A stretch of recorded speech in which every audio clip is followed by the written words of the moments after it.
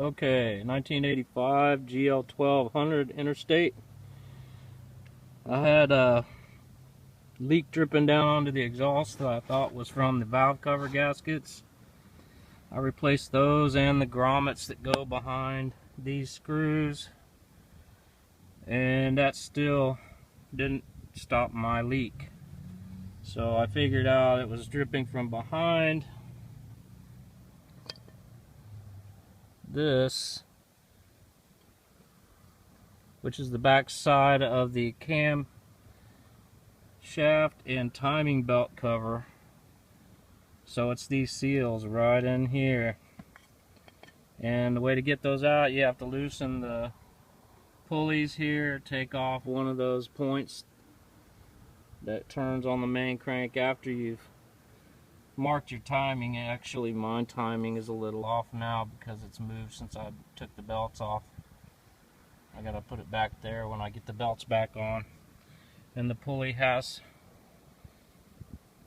that thing on it that says up. See, it says up. That goes straight up, and there's a line right on the edge of this plate, a little bump that coincides with the bump on here. You have to make sure that your timing, inside your timing cover, I got this covered because it was a little bit misty out earlier.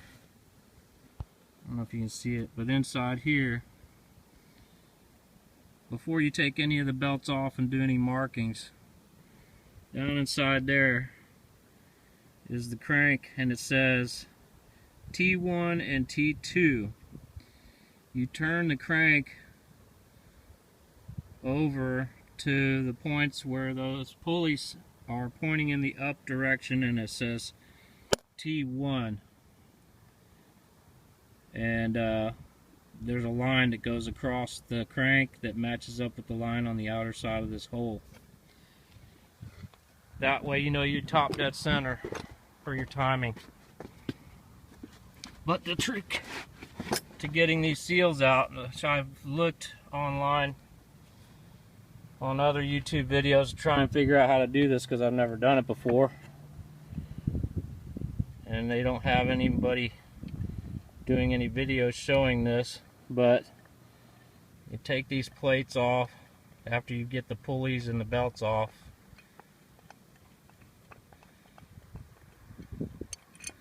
So you don't have to take the head apart.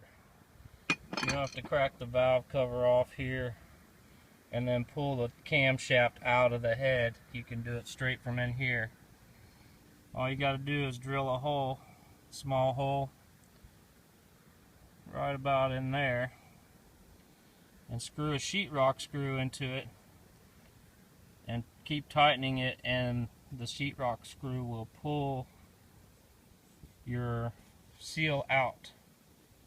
And you have a little woodruff key here, don't lose that. That helps your pulley stay put when you're lining it up. That's how you know you got straight up and down. But yeah, it looks like this is where my, I didn't know that had a gasket too. Well, poo. I hope that doesn't leak. But I'm pretty sure all the oil stays behind here if this seal is good, which it's not. It's been dripping, getting inside my timing belt cover, and then dripping out down onto here, making lots of smoke when I'm at a stoplight or when I park, and then start the bike back up, and it heats up, and then a big cloud of smoke comes up from under the bike. It's very embarrassing. Chokes you and burns your eyes.